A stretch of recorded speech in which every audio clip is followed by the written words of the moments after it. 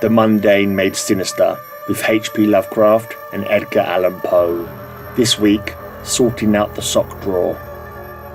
Edgar Allan Poe, The Mystery of the Disordered Hosiery.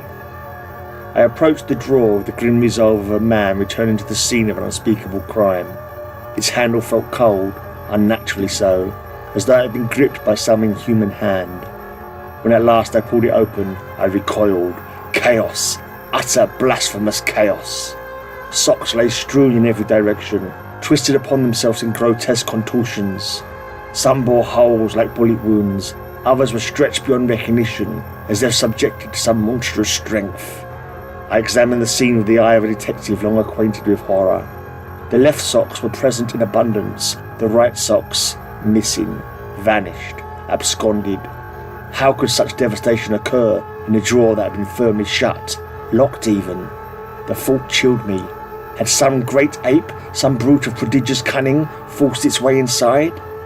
The pattern of disarray suggested a creature of immense strength, yet childlike curiosity. But how could it have entered? There were no signs of forced entry, no broken wood, no disturbed dust. A perfect mystery, a locked room atrocity, and I, trembling, was left to pair the survivors, matching stripes to stripes, despair to despair, while the drawer seemed to whisper that the culprit was still at large. H.P. Lovecraft, The Geometry of Lost Socks. I had scarcely touched the drawer before I sensed it, that subtle nauseating shift in the angles of the room, as though the very architecture recoiled from what lay within. When I opened it, my sanity faltered. The socks were not merely disordered, they were arranged in patterns no mortal mind could willingly conceive.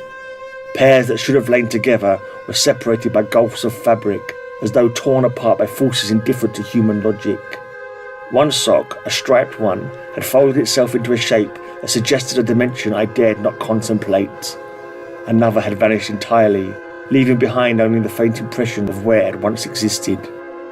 I attempted to pair them, but each time I matched two that seemed compatible, one would twist subtly, defying the Euclidean certainty of its own stitching. It became clear that the drawer was not a container, but a threshold, a place where garments slipped between realities with the ease of dreams escaping memory. In the end, I closed the drawer gently, for one must not disturb such forces. Some socks are not lost, they have merely transcended.